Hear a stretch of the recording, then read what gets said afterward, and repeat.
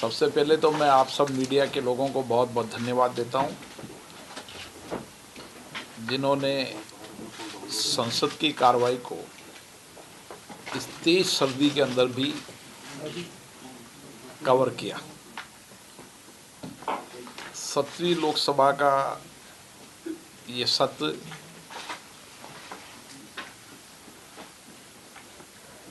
माननीय प्रधानमंत्री जी सभी दलों के नेताओं के सहयोग से सुचारू रूप से चला। सदन में मेरा प्रयास रहा कि सभी दलों के नेताओं को पर्याप्त समय, पर्याप्त अवसर मिले। डिमांड ऑफ ग्रांट जो फाइनेंस की, उस पर बहुत लंबी चर्चा हुई।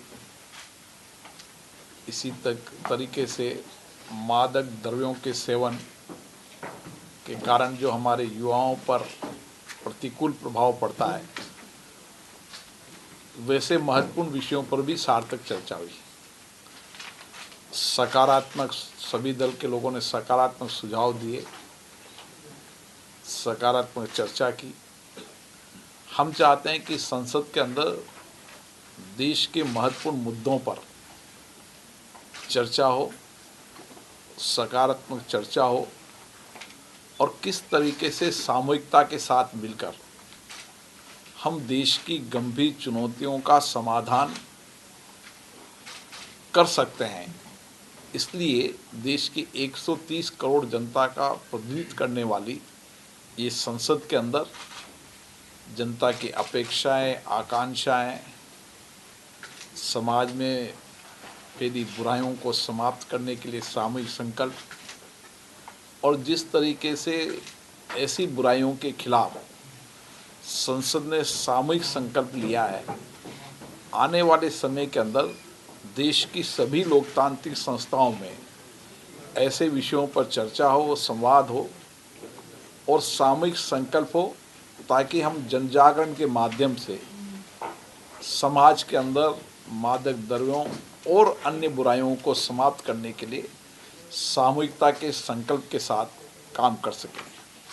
मुझे आशा है कि देश की सोच संस्था के नाते हमने इन विषयों को लिया है। आगे भी ऐसे विषयों को हम लेंगे, उन पर चर्चा कराएंगे और सभी दलों से अपेक्षा करेंगे कि ऐसे विषयों पर सार्थक चर्चा संवाद करें।